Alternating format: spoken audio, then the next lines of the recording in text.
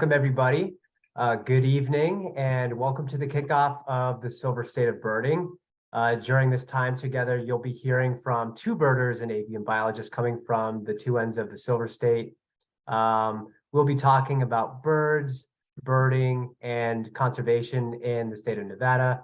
And today we'll be covering a few topics such as winter birding across the state, a few results from the Christmas bird counts, unusual or rare bird sightings, birding culture, fun moments in the field, and give you some tools and ideas to help you become a better birder and community scientist. I'm one of your hosts, Alex Harper, and I'm joined by my counterpart, Ned Bohman. We just had a lovely introduction from Kayla, who's also tuning in from the Great Basin Bird Observatory world. Ned, how you doing? Where are you calling in from?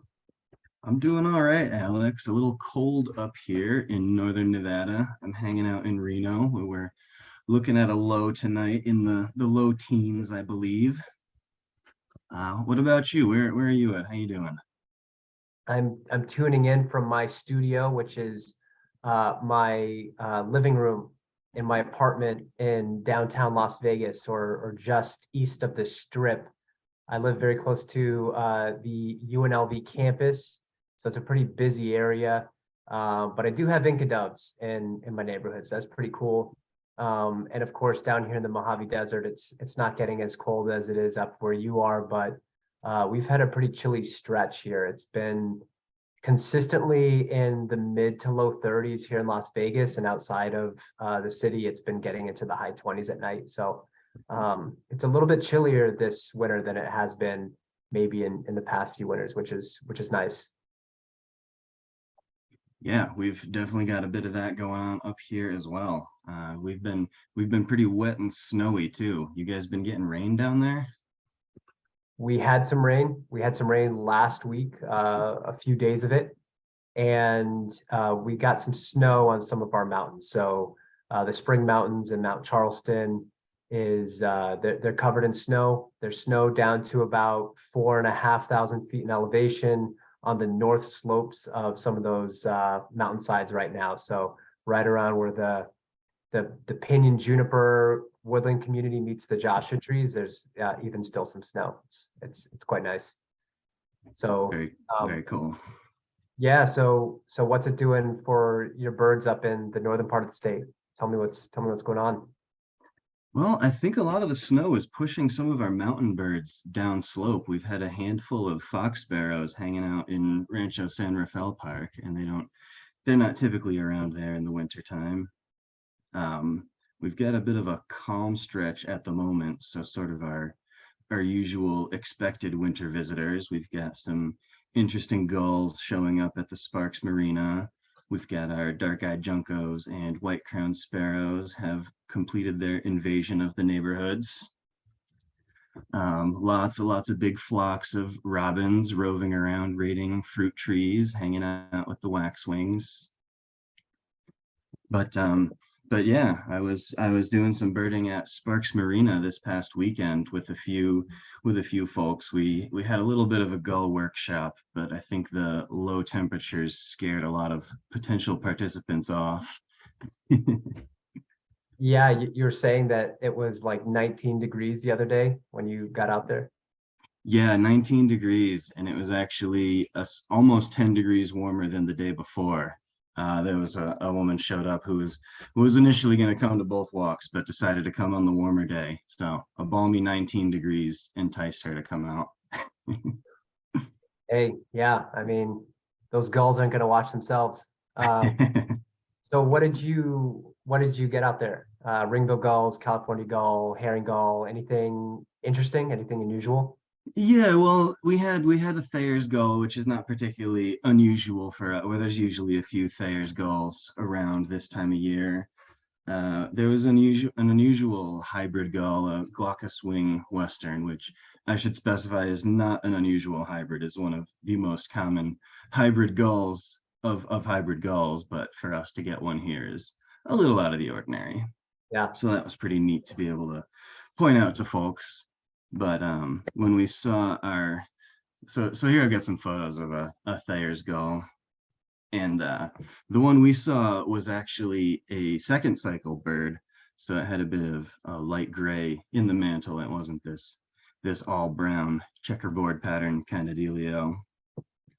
But Thayer's gull is kind of interesting. I'm sure I don't have to tell you the taxonomic history of them, but they're kind of a clinal taxa across the northern Canada and the Arctic there, with the darker birds occurring in the west and the brightest birds occurring Newfoundland and even farther east in Europe is where the nominate subspecies occurs.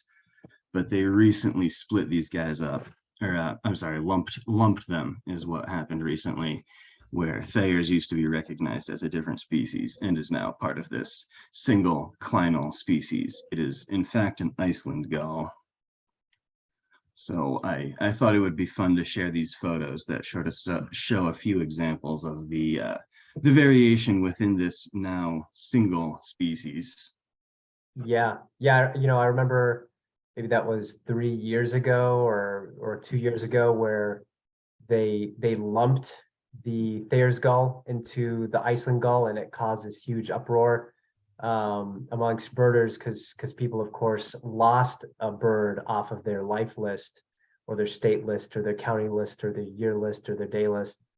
And more often than not, just because of the trend of the ability to sequence birds' DNA, inevitably, we're gonna jump up to a world species count well over what it is right now. Like inherently, there are going to be way more splits than lumps. But it's funny to see sort of like the temporary backlash with some of the lumped birds. But this one kind of makes sense when you look at gulls, especially the larger gulls, the gray mantled gulls as opposed to the hooded gulls. I've heard people say that they might be the same species, and or many of them might be the same species. You have these complexes with lesser blackback gull and herring sharing a lot of traits, and there might be cases of hybridization or and mitochondrial DNA seem to be pretty similar. But then you also have just so many accounts of hybridization amongst some of these birds, like glaucous wing gulls will hybridize with herring gulls around Anchorage and the Cook Inlet area of Alaska, or around Puget Sound and Vancouver. You've got the hybridizations with Western gulls. So it kind of seems like just the fact that people have moved to the coastlines in the last few decades and provided habitat and food constantly for these gulls. They haven't had to partition themselves in like certain ranges that can sort of move and expand, and in virtue of that they're able to get into contact with other gulls, and then it's so easy for them to hybridize. Like humans have really allowed these gulls to proliferate and expand their ranges, and we're still starting to see some of that that play out with like the expansion of the lesser blackback gull, for example. So what else you got about the Thayer's gull? Was there anything else that you're going to show us about this bird? I know that you have a fascination with clinal species like these birds and juncos. I do have a bit of a fixation. I kind of can't help myself. So I'll try to go through I've got some photos here of the Kumlin's subspecies of Iceland gull now. So these guys occur well, widely varying across the middle of the range, basically, but in between the two pale ends of the spectrum. So without getting us into the weeds too much here, you can see the similarities between the two species, basically just a paler version here with the Kumlin's gull, very neatly patterned. But here's sort of an example of the spectrum, the cline. When we say clinal, we're talking about a spectrum of variation, for those of you that didn't pick up on that. But this is sort of an example of that cline, where you see the darker bird up in the top left with the black primaries, the middle bird with gray primaries, and then the lower right-hand bird with utterly white primaries. And so that's the nominate Glaucoides subspecies.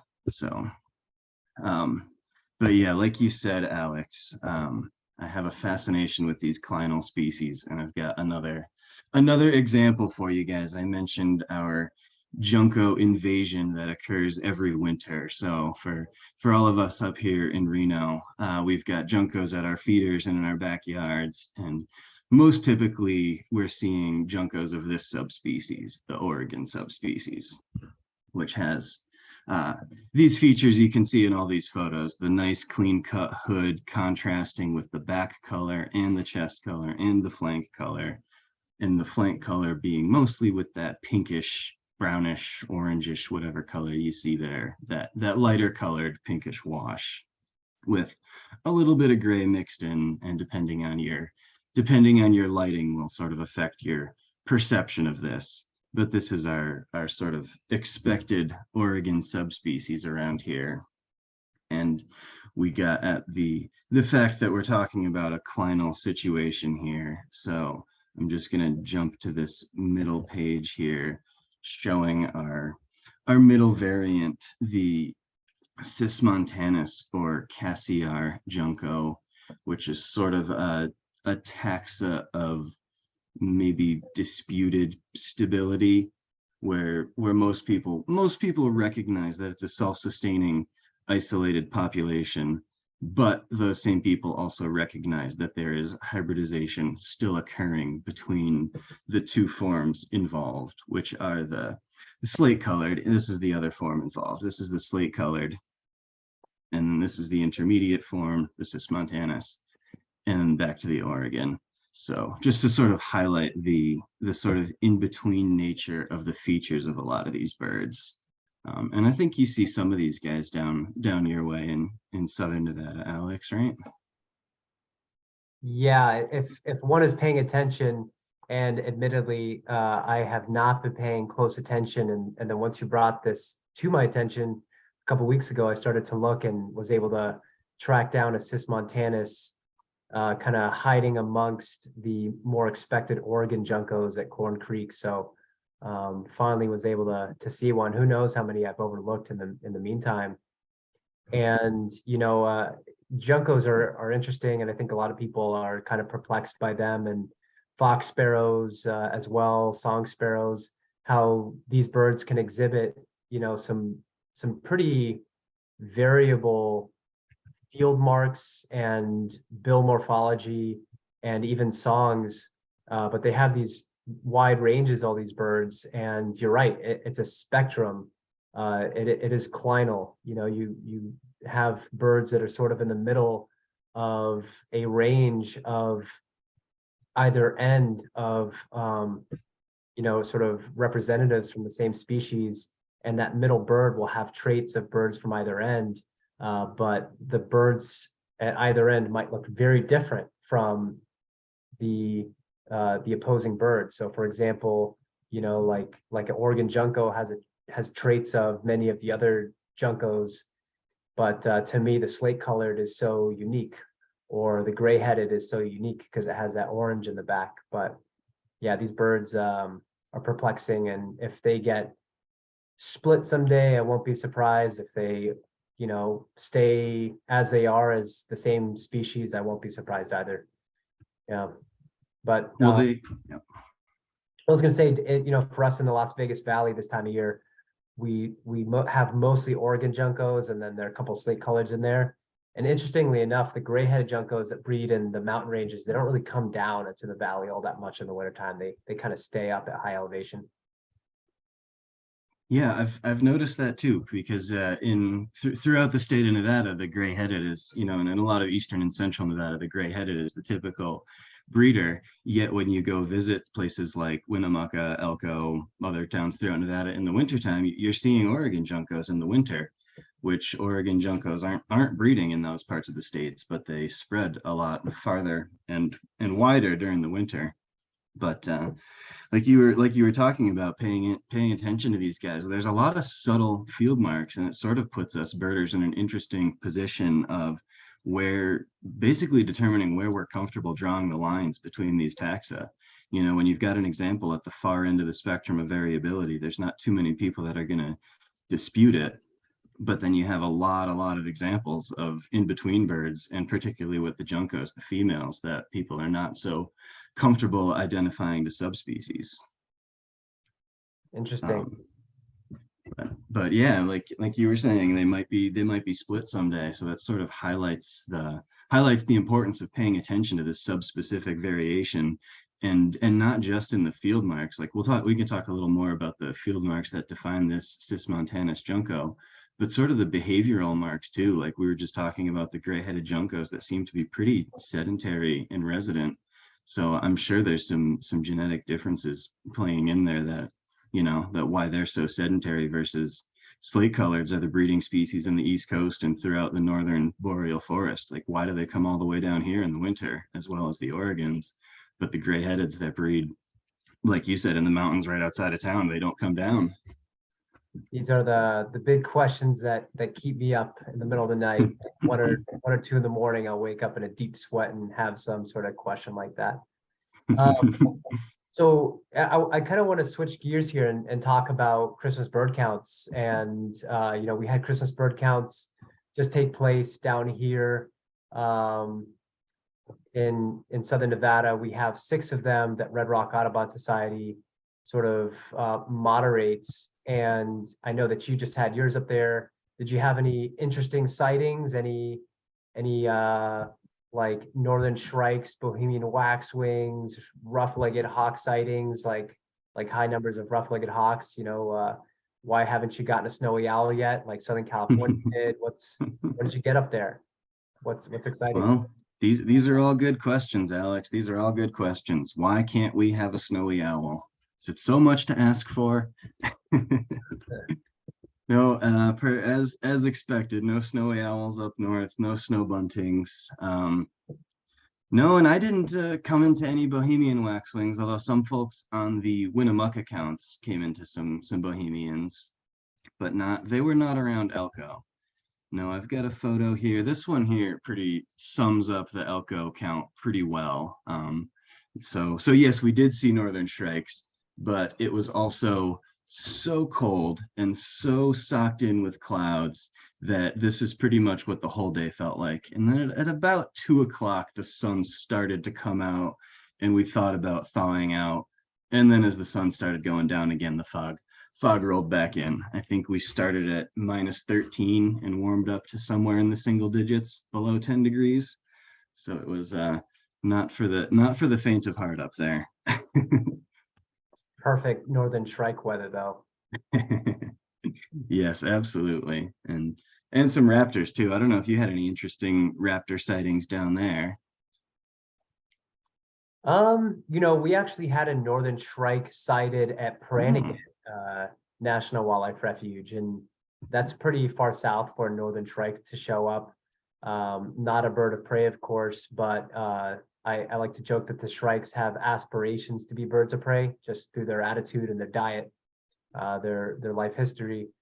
But no, I don't think that we had anything terribly unusual in terms of raptors. After the CBCs, some long-eared owls were found. There was like a roost that was found and then quickly hushed around Las Vegas, but that was after the CBCs. But what are we looking at here? Some red-shouldered hawks? Yeah, red-shouldered hawks. We had kind of a bumper year for red-shouldered hawk. Actually, one of these birds, I think the middle bird I photographed at Corn Creek in September, possibly. But yeah, the bird on the far left is kind of an interesting one. It is in fact a red-shouldered hawk, though from looking at it, you might be asking me why it's not a red-tailed hawk. Looking at that upper tail pattern, you can almost see a hint of that white V on the back. And really from this photo, I would have to tell you the bill and sort of face proportions would suggest otherwise. But had you seen the bird in the field, you wouldn't consider red-tailed because it was so small. It was such a small bird. But this was not photographed by me. It was photographed by someone I was doing the Elko Christmas bird count with. And nothing conclusive yet, but looking at the features of the bird, it looks a lot better for the eastern subspecies of red-shouldered hawk compared to the two on the right, which are definitively of our elegans western subspecies. I didn't include any adult photos in here, but the adults of the elegans subspecies are just stunning. I'm sure everyone in attendance tonight who lives in the west or western Nevada, California area is familiar with that beautiful color. But the eastern birds tend to be much duller and washed out, and you can see a little bit of that in that bird on the left. And it would be pretty notable for the eastern subspecies to be making it all the way out to eastern Nevada. There's really just a small smattering. There's a handful of records in the western U.S. of the lineatus subspecies. Yeah, the nominate, more widespread eastern subspecies, and then down in Florida, there's lineatus, the really gray one, which I don't think that will ever occur here. But yeah, I can see what you mean. That's definitely is a candidate with all that white across the back. Interesting. Yeah, we've had certainly some red-shouldered hawks here down south at places like Corn Creek, Clark County Wetlands Park, Henderson Bird Viewing Preserve, Sunset Park, just about any place with water and rodent activity for the wintertime, you can find red-shouldered hawks. But I hadn't noticed that it's mostly juveniles in the wintertime, and you're absolutely right. I don't know where our adults go, but they seem to skedaddle for the wintertime and then come back, of course, for the breeding season. And they're starting to breed, it seems like, at places like the Las Vegas Wash more frequently. Huh. Cool. Yeah, that is interesting. We definitely have pretty regular nesting around Reno. There's some pretty reliable spots you can go, but yeah, interesting that the adults don't seem to stick around in the winter. To pay more attention to that. So what else is around this winter? You mentioned white-crowned sparrows and the juncos, some red-shouldered hawks. What are the finches doing? Well, let's see. I didn't actually. Well, we've got these guys, these fun guys. They're not exactly finches. We have our. I guess before we jump into the waxwing situation, we do have our normal purple finches showing up here in Reno. It's not always been normal, but for the past maybe 5 to 10 years, it has been. And pretty much in the same exact tree at Rancho San Rafael Park, you can show up in the winter and find purple finches feeding on the fruiting. I think it might be crab apples, but that's become more and more of a trend to see purple finches. And then we get our Cassin's finches coming down low and enjoying the relative warmth and abundance of resources in the riparian areas. So they seem to be moving around a bit.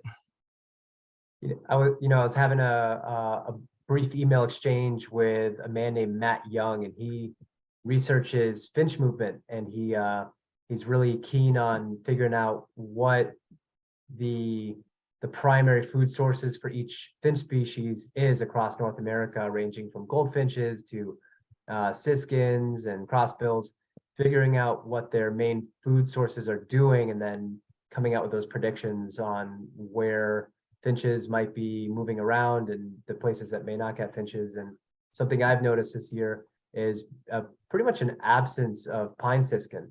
And I wonder if you're seeing very few pine siskins. I was told by Matt that it probably has to do with the generational spruce cones that are budding in Canada that are keeping pine siskins much farther north, and we're just not getting them this year. But there are years where we can get them in the valley, certainly in the spring mountains, kind of anytime, anywhere.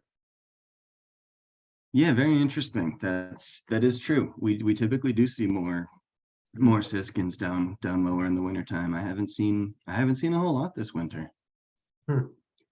Well, I haven't gone up high into the mountains around to see if there's any, lingering in our pine forests, if there's sort of a similar, like we were getting at with the juncos, the residents stick around and it's more widely migratory subspecies that are showing up. So if it's actually siskins from further north that we see in our valleys and low elevations when they do show up.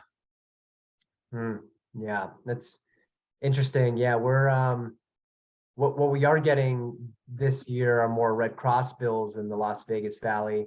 They seem to be coming down to feed on our red pine cones, and they sound like they're type 2, so the ones that are going after ponderosa pine. And I'm wondering if ponderosa pine cones just haven't been producing this year or previous years, because we're seeing more red crossbills at just sort of random parks and cemeteries in the Las Vegas Valley. at elevations we usually don't get them at, and at frequencies that we usually don't get them at. Same thing with like Woodhouse's scrub jays. They seem to be around a little bit more too. They're primarily eating acorns from scrub oaks in the mountains, and um, we're getting more juniper titmice in the valley. So we're getting these montane species that appear to have like a preferred food source for the wintertime up in the mountains that are coming into the valley, and birders are running into them more frequently. And it makes me think that something's going on with their main food sources in terms of like, cone or fruit productivity. And there must be some correlations to be made with like what's happening with pinyon jays. And I know we're going to talk about pinyon jays a little later, but I kind of feel like they must all be connected. But when it comes to the Bohemian waxwings, what's interesting to me is, we've had 11 Bohemian waxwings just in the Las Vegas Valley or at Corn Creek. And then we've had a couple here and there reports from around Las Vegas itself, just smatterings of individuals here and there. And this is obviously really unusual to get Bohemian waxwings in the Mojave Desert. But at Corn Creek, we're having like a bumper crop of desert mistletoe. That's the favored food source for phainopeplas and some of our wintering bluebirds. And it looks like the Bohemian waxwings have set up shop, and they've been really consistent. I was thinking these birds would be like 1 or 2 day wonders and then they'd move off, but they seem to be hanging out at Corn Creek pretty regularly. And they've been there about a month and seem pretty content. What do you make of that? Have you come down to see the Bohemian waxwings here? I sure have. These photos are all of the Bohemian Waxwings at Corn Creek. And I suspect it's the combination of food and water being right there for them. It's literally an oasis in the desert. They've been pushed this far south, probably because they haven't been able to find their desired food source further north. That's the only reason I could think of that they would be going so far south of their normal wanderings. I mean, it's a typically eruptive species that is known for being nomadic and ranging far and wide, looking for these sugary berries. But I didn't see any in Elko on my Christmas bird count. Yet here we have, a flock of 11 birds showing up at Corn Creek. I think it's just has to be the combination of food and water. They had traveled far and they found it, and they are happy where they're at. Yeah. The cedar waxwing, as you know, is eating a lot of cedar or juniper fruit. I'm sure Bohemian waxwings do the same. I believe that the Bohemian waxwings feed on a lot of mountain ash berries, and those are prolific throughout Canada and parts of the interior Western United States, Alaska, of course. So that's sort of the winter forage for Bohemian waxwings. But if there's less of that to be found, well, it looks like they can cross over and feed on mistletoe and be competing with phainopeplas for mistletoes. Or they can come into Las Vegas and they can feed on any one of our ornamental fruiting trees like perhaps pistachio, or what's the name of that fruiting shrub that has red berries, the pyracantha. And robins and cedar waxwings like pyracantha as well. So, yeah, interesting. Birds are moving around, and there must be some connection to food or crop failures, or crop failures, not in agriculture, but crop failures from some of the trees that produce the winter foods. Yeah, no, I think you're absolutely right. I know when I was visiting my family in Connecticut over the holidays, and so obviously not exactly relevant to Nevada birding here, but what we were seeing was it was a really, really bad year for acorns. It was a bad year for most berries. I didn't see hardly any turkeys. There's usually a hermit thrush or two sticking around for the berries, but there were just none of these birds around. And exactly like you said, I think they've had to travel looking for food. I mean, we're getting reports of pinyon jays turning up all over the place, all throughout the fall. Since September, they've been turning up in bizarre locations in low elevation riparian cottonwoods. They're currently seen to be showing up in higher elevation conifers like limber pine up around the Tahoe Basin around here. So I think it was a really poor year for a lot of these protein rich and staple food sources that these birds are looking for. And there was somewhat of a spectacle of the Lewis's woodpecker migration this fall, and I think that's probably also related. I heard a checklist that there were hundreds. This guy stood stationary in the Sierra Nevada, somewhere in the southern Sierra, possibly Kings Canyon, Sequoia area, but he counted hundreds over a couple-hour period that flew over. And they're relying a lot on these acorns and nuts and that kind of thing this time of year. So I think that's why we're seeing that. I mean, there's acorn woodpeckers have been hanging out in Spring Mountain Ranch State Park outside of Vegas for over a month now, and I think that's related to the same thing. The oaks had a really bummer year, and so these species are just being pushed outside of their normal limits, and so it's pretty fun in some cases for us to see them. But considering the circumstances that led them here, I mean, Bohemian waxwings are not desert birds. They seem to be doing all right, but Yeah. you know. Well, it goes to show that like these Christmas bird counts or community science projects are so important for us to get involved in, because you as Great Basin Bird Observatory, you all do great work over there, and you're doing science. Red Rock Audubon Society doesn't engage in science, but a lot of the things that you find helps to really influence and inform what it is that we talk about as a chapter and what we do through advocacy and education. And for me, I'm really interested in engaging people with community science projects. And Christmas bird counts just passed. There's a lot that we can infer from that data. Say what you will about the accuracy of some of the data, but there's so many data points that come through. And if you're able to take a step back and look at that data and appreciate it for what it is, there's a lot that can be learned. You're able to see these trends, and those trends can be then sort of assessed and analyzed and really spark really interesting science projects that agencies like you all might engage in. So there are a couple things that I know we wanted to talk about, but it looks like you've scrolled right over to the Pinyon Jay.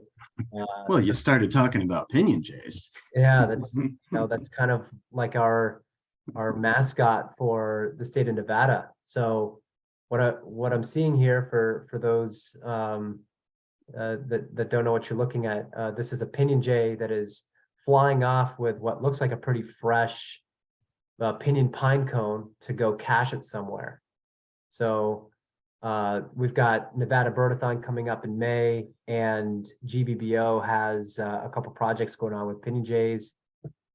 We've got Avi Kwa Ame that was just it may potentially be established as the next national monument down south, and there's a little bit of Pinyon Jay habitat there. Like, what's on your mind with the Pinyon Jay in the state of Nevada? Well, so I don't mean to skip us through the Christmas bird count community science stuff. I think I'd really like to highlight the value of these Christmas bird counts as community science and kind of tie our Pinyon Jay phenomena into that. Alex was starting to say the power of being able to look up these old data sets, but the Christmas bird counts were first started at the late 1800s. I think the first Christmas bird count was done. So in some cases, you can look up data from, I mean, I don't think you can look up data that, I actually haven't checked how far back you can go to look up data.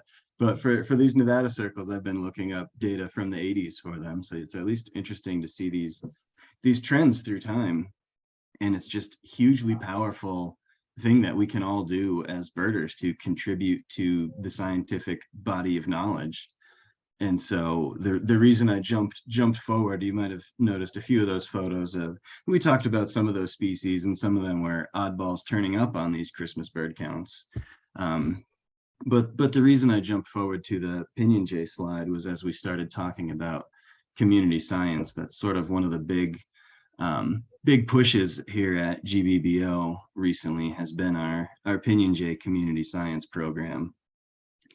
And so this photo was actually taken on one of our community science outings where we were holding training sessions to get folks trained up on pinyon jay identification, behavior, natural history info, and sort of how to collect this data that will actually help us moving forward, will help us conserve the species, because they were recently petitioned for listing under the Federal Endangered Species Act. And here in Nevada, we hold a large chunk of the pinyon jay population. We are sort of a big stronghold of the pinyon jay here in Nevada. And we're seeing some incredibly strong declines in the species. I mean, they've lost over half of their population since the 80s. Flocks in the 1,000 used to be commonplace, and now that would be incredible to see so many birds in one place. And so, sort of a conservation puzzle that we're trying to untangle.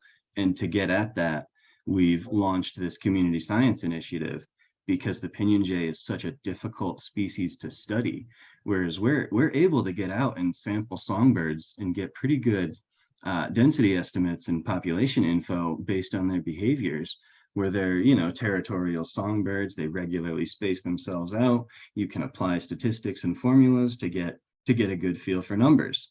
But pinyon jays just don't behave that way. They use the landscape on such a large scale, and they're so nomadic in response to availability of food, that we just don't have a great feel for what could be driving these declines in population that we're seeing.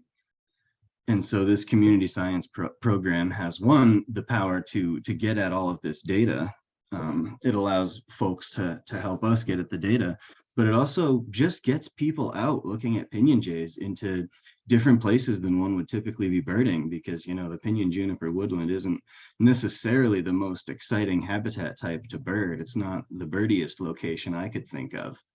But when I'm birding in the PJ, I'm thinking more of quality over quantity. So yeah. It's one of those things where, like, the pinyon juniper habitat is found pretty much in every mountain range in the state, but it's kind of like the habitat that we pass through in between, like, different plant communities that we're trying to go birding at. So, we have the riparian areas and the wetlands of the valleys, and then we have the ponderosa or aspen forests of the higher mountains. And when you're passing through the PJ, the pinyon juniper habitat, your chances of seeing pinyon jays is fairly low, just because of the nature of their movement and their behavior. They can be prolific in some places, but completely absent for other areas. It just kind of depends on where the crops are, and where the crops are is where they tend to congregate. And if you happen to be at the right place, you might think, like, okay, I see 200 pinyon jays here, and this is my first stop in this habitat. They must be a very abundant bird. Historically, that was the case, and no longer is that the case. They've declined 80 to 85% in the last 40 years or so. And Nevada has about half the population of pinyon jays. So yeah, there's a lot that we can do to understand climate change, or the rate at which our habitats are changing, just by studying the pinyon jay. And it's a pretty story, like, going out and doing citizen science projects on this bird is not, the hardest thing in the world. They kind of only look like, woodhouse and scrub jays. They act very differently. They sound very differently. I mean, it's a unique bird and super charismatic. Yeah, they're a very fun bird to get to know. I've been lucky enough to do a number of up close and personal studies on pinyon jays. We did some radio telemetry on a few birds that we marked here just outside of Carson City a few winters ago. And I basically spent the few months over the winter, 2 months or so, just 3 months, chasing these birds around and sort of getting to know them. And it was just fascinating how you could show up in a known location and they would just be nowhere. You just couldn't find them. They wouldn't be vocalizing. You couldn't get to a vantage point to see any of them. Come to the conclusion that the transmitter must be dead. It's about that time. The transmitter's dead. And then you go back a week later and there they are. And over the course of the winter, we sort of delineated this area about 10 square kilometers that this flock was using. And so while I only watched them throughout the winter, I think full year-round data would be incredibly valuable on one flock of a given area to get at their movements throughout the year, because their behaviors are very different throughout the year. I suspect their patterns of movement are as well, where you'll typically see the biggest flocks in the wintertime, and then the flocks get smaller and smaller into the breeding season, when during the spring and summer it's not uncommon to see birds singly or in pairs as they've broken up to do their breeding. And then you'll start to see the family groups form up. You'll see 5 to 10 birds. And then in the fall, the harvesting parties will form, and you'll start to see 30, 50 birds, a few hundred birds. And then in the wintertime is really when you see the biggest numbers of these birds banding together, visiting sites where they've cached nuts and that kind of thing. So it's a really fascinating species to work with. And like you said, it is so simple to get involved in the community science effort and submit one of these forms. And I would encourage anyone in the audience who's interested to get in touch with us about that. If I was smart, I would have put the URL here on this page and people could visit it. But you can visit the GBBO website, and we've got it right up front and center on our homepage, and you can click the link to get involved there. Cool. Yeah. I for this year's birdathon in May, I have decided I'm only going to be birding in pinyon juniper habitat and use the Esri tool to be logging pinyon jay habitat or pinyon jay sightings. That's all I'm doing. I'm not going for numbers of species. I'm going for numbers of data point entries. So yeah, that's my commitment to your project, Ned. Very cool. GBBO appreciates that. That sounds like it'll be a really cool time. You'll see some cool stuff. That's really how I've made some of my most fascinating bird observations, is just spending extended amounts of time off the beaten path. And Yeah. like you say, you're not bound to rack up a record-setting species list. I don't think you're going to be winning the high count of species doing that, but you'll see a wealth of information, the depth of knowledge you'll gain on these birds by spending that kind of time with them. It's a quality over quantity kind of situation. Yeah. Yeah. They're down here, in Southern Nevada, we're talking about Avi Kwa Ame, and Avi Kwa Ame is the proposed national monument that there's been sort of a verbal commitment or verbal intention from the Biden administration to designate it as Nevada's 4th national monument. It's got us really excited down here. And there's a little bit of pinyon jay habitat there at Avi Kwa Ame itself. I'd love to tell you a little bit about Avi Kwa Ame, kind of transition a little bit. It looks like we have some time to do that. Avi Kwa Ame is a translation to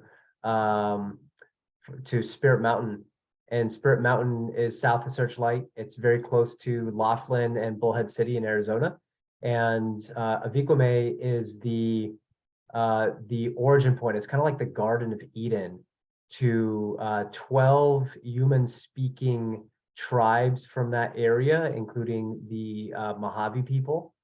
And so this is a really important area for many indigenous groups that have been living in this area for quite a while and continue to. And the mountain itself is unique in that it kind of stands alone in the center of some pretty awesome Joshua tree forest. There are 2 important bird areas that lie within the area that will be this national monument. One of them being around Walking Box and the Wee Thump, where we go to look for Bender's thrashers and gilded flickers in the spring and the summertime.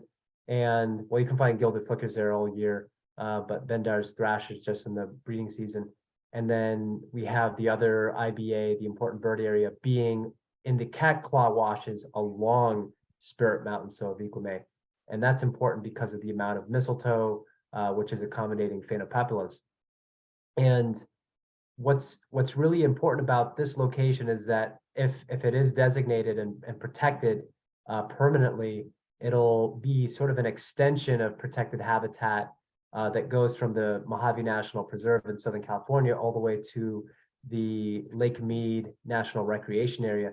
So basically continues to protect this big contiguous landmass permanently, and prevents development from being develop there, which would, of course, fragment a lot of these critical birding or bird habitats, and not just for birds, but like desert tortoise and kit foxes and a number of other species of birds and plants. But that's something that's really exciting going on down here.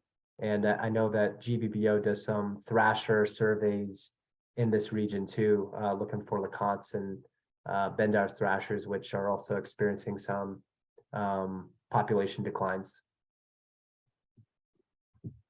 Yeah, very cool. Yeah, both of those species are certainly experiencing significant population declines. But this Avi Kwa Ame is super cool. I didn't actually previously realize how big of an area we were talking about, and the connection between these two areas. It's actually a really big chunk of space. I mean, but yeah, like what exactly are we talking with the geographic boundaries? I know you sort of mentioned it previously, but from Lake Mead all the way to the Mojave National Preserve, right? Yeah, roughly 450,000 acres. And I believe a football field is 1.3 acres. So it's a pretty substantial area. It would go from around Laughlin all the way up north beyond Searchlight and towards Boulder City. It would end between Searchlight and Boulder City. That's sort of like the north-south parameters, and then it would go west all the way to towards Nipton. And that area is right now managed by the Bureau of Land Management. So it's not really developed, but the thing with BLM land is that it can be developed. It can be leased.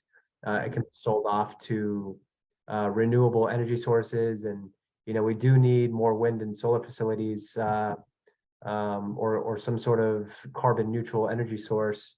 Don't get me wrong, but it should be strategic, and it shouldn't be in places that will have the pretty significant impact. So this is really exciting for us down here. Yeah, so it's going to encompass a bunch of those BLM parcels, and then is the boundary going to be the California state line, or is it going to be the National Preserve? I mean, is some of it going to be in California? I think it's all in Nevada, but I'm not sure. Okay, yeah, very cool. That's really cool. I was pretty excited when I learned how large that patch of land was. So I think we've gotten ourselves right up to our sort of 10-minute buffer where we're gonna allow some time for discussion and interaction if we wanted to move into that. Yeah, totally. Let's just wind down real fast and then take some questions. We've got two so far in the chat box.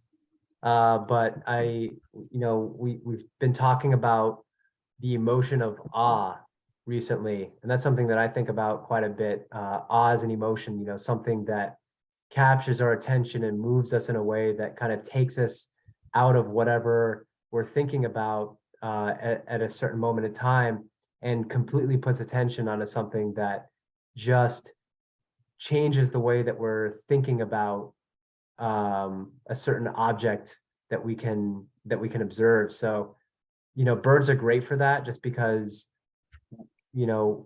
birds inspire feelings of awe quite a bit. I know that I experience them, and I wanted to know if you have had any before we hop off and field some questions. And I'll just tell you about something that was really powerful for me that it involves birds while you think about your answer. Yeah, sure. Yeah, so I was at Corn Creek the other day on Saturday. The day before that was really windy, and it was probably hard for birds to forage. And so when I got there on Saturday, the birds were really active. It was a really cold day, so the insects were probably like not moving much. And it just had the birds in a frenzy. And I remember standing at the orchard at Corn Creek and just seeing so much bird activity, even in the late morning when I was there. There were like 15 western bluebirds, about 10 mountain bluebirds, a hermit thrush, a couple American robins, phainopeplas, Townsend solitaires, lots of white-crowned sparrows, house finches, a couple lesser and American goldfinches, and then of course the Bohemian waxwings were joined by some cedar waxwings. And it was awe-inspiring to see this many birds kind of coming in and just surrounding me and a couple other people that were fortunate enough to be hanging out in the orchard for that amount of time. So that was a really special moment for me that stands out even now. Very cool. Yeah, I think something about being in the presence of that number of birds is just, it's humbling. So I was thinking about a recent time for me while I was out birding at the McCarran Ranch, Truckee. It's along the Truckee River. It's a nature conservancy property just east of Reno, about 15 minutes or so, just down the road. But I was birding along through there in the cottonwoods, and I found myself, and the only way to describe it is in a sea of bush tits. I mean, I estimated there to be 80 birds, and they were just kind of like ebbing and flowing like the tide. I was just surrounded by bush tits. I was having such a hard time estimating the number of birds because they were moving with me, and at any given point, I had a buffer of like 100 meters of bush tits around me. It was insane, and they were in varying densities. There could have been twice that many as I estimated, but they would be all clumped together, and then they'd be spread out, and then I'd think I was past them, and then all of a sudden there'd be a few more. I mean, they were literally ebbing and flowing like the tide. I just had to stop and just I think I exclaimed out loud. I was totally by myself, and I just had to stop and just be in wonder and amazement of it all. It was, and they weren't even in really a mixed flock. There wasn't a whole lot else going on. I mean, there were white crowned sparrows and spotted towhees around, and they seemed largely oblivious to these bush tits. And it was just very, very cool to see that sheer number of birds all interacting, Yeah, yeah, there's a bushel of bush tits. one might say. How many do you think were there? Like if you had to ballpark it? I put 80 on my eBird checklist, but I was having such a hard time coming up with a number that there easily could have been 160. I mean, I'd never seen so many bush tits in one place. I couldn't think of a time when I'd seen so many bush tits. Wow, that's cool. It was very neat. Yeah. And there was a canyon wren mixed up with the bush tits. He was hanging out in the cottonwoods, which was kind of an interesting spot for him to be. So maybe a mixed flock. Weird. Huh. Yeah. Well, thanks for sharing.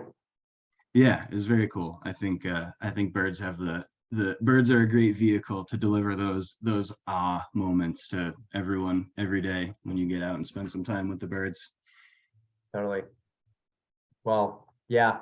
Research is coming out, and we're being told more and more by scientific findings that are peer reviewed and evidence based that getting 20 minutes of time in nature per day, even if it's the type of nature that's just outside your door in a residential or urban area, just being outside, disconnected from technology and paying attention, trying to be present with nature is extremely beneficial to stress levels, anxiety levels, and diminishes feelings of depression. So, nature is just one of those things that can do that for us. And birds, being that they're so often active and make sound, they can definitely get your attention. So yeah, just aside from the fact that they're interesting and fun to look for, they're also giving us all these health benefits, whether we're aware of it or not. So Sounds like a few more good reasons to get involved in our various community science initiatives. Yeah, totally. Yeah, exactly. If that's not, if birds being good for our wellness and our mental health isn't good enough, then I don't know what is. Well, let's answer some questions so we can be mindful of people's time here. I did get a question earlier from CJ, who's down here in Southern Nevada. She does so much for us here at Red Rock, kind of behind the scenes as a volunteer. She had a question about what does clinal mean, and I kind of answered that in the chat. Clinal being sort of a spectrum of physical appearance that varies throughout the range, and a good analogy would be like human beings. We're very clinal. We're mixed it because we've moved around a lot. Like humans are kind of moving around, and like we have very mixed populations. But before we began doing that, you tend to have darker people closer to the equator to deal with the intense sun, and lighter toned people farther away from the equator to adjust for less intense sun. So that's a perfect example of clinal. Most birds don't really seem to have anything like that, but juncos tend to, and gulls definitely, to the point that they're confusing to scientists and taxonomists, because of course, taxonomists and scientists are human beings and we have to put everything in a box.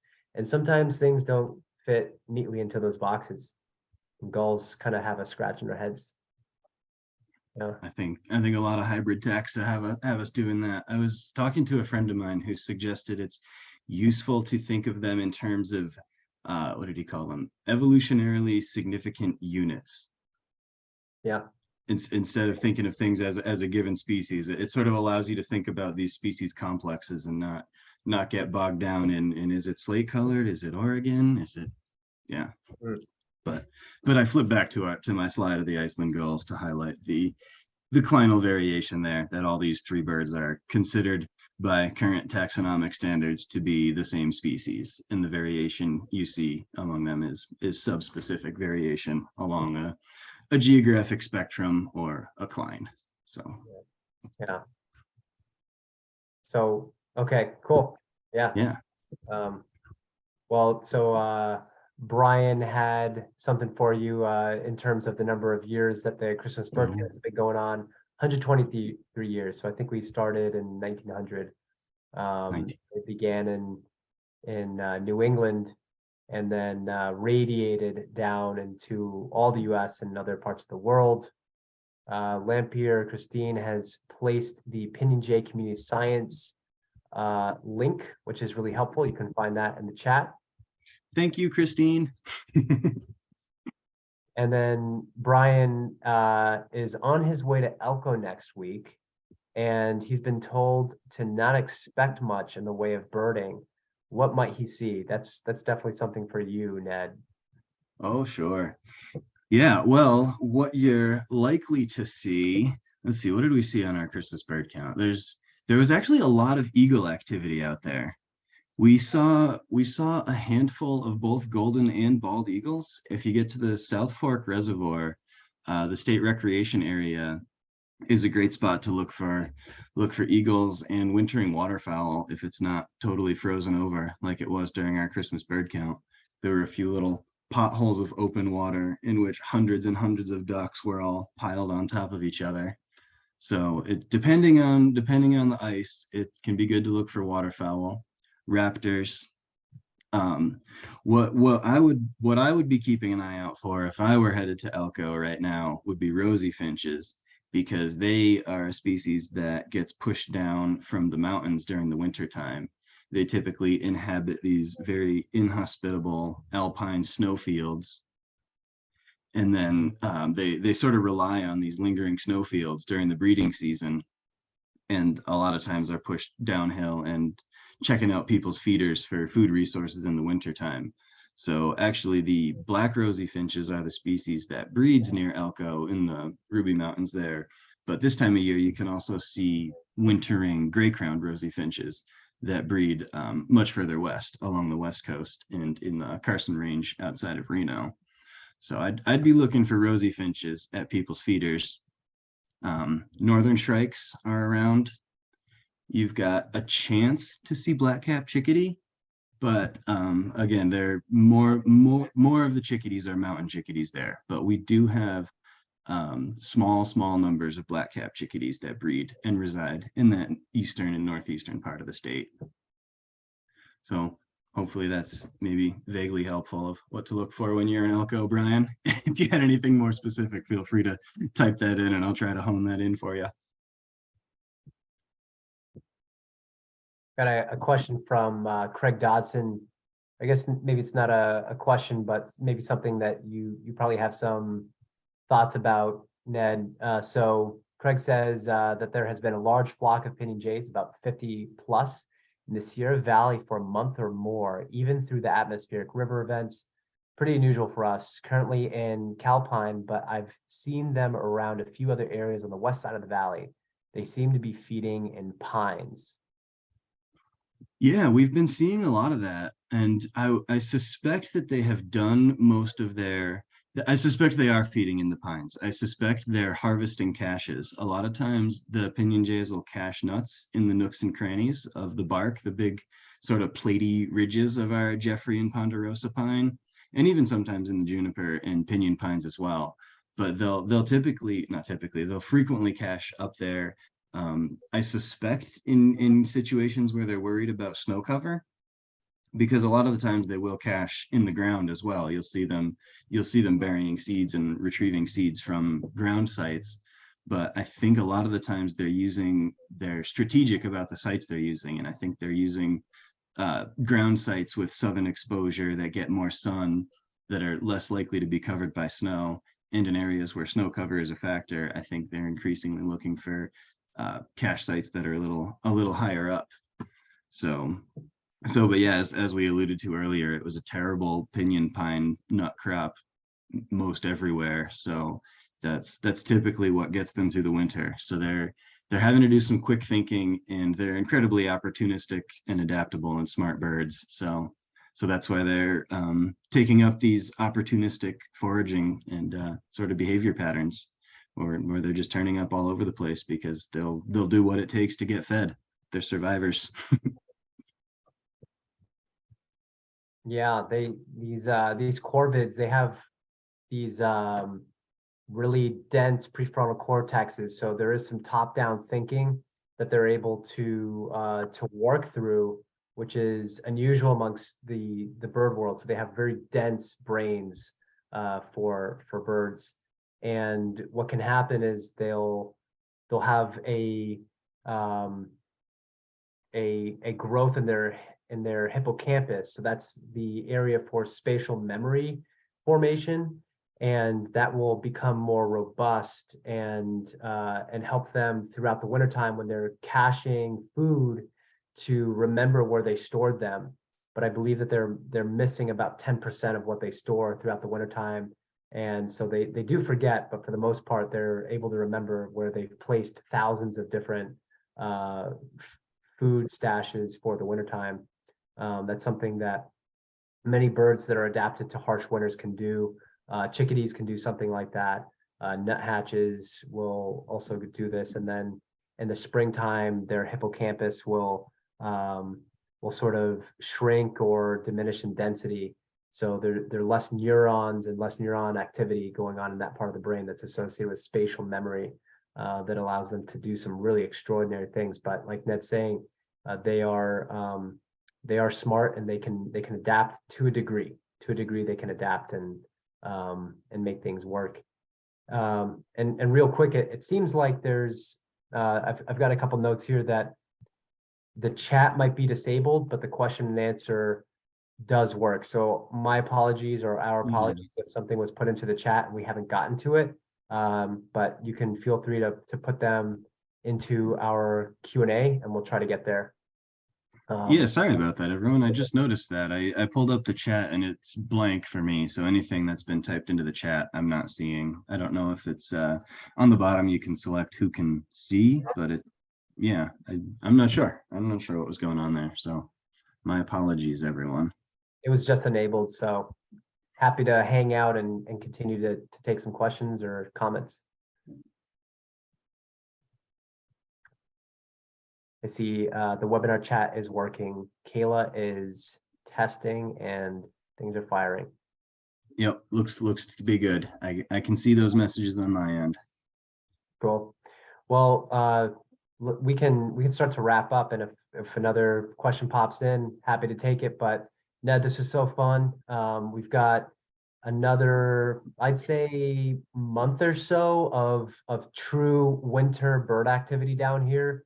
Later in February, we might start to see our first violet green and tree swallows, and maybe a barn swallow sneak through. And then by March, we're looking for Lucy's warblers and western kingbirds, hooded orioles. They start to come through in March, but it really feels like the intensity of winter is still holding on here. But let's chat again real soon and talk about what's coming up down the pipeline for Nevada birding on both ends of the state and everything in between, and a little bit of beyond in the next few weeks.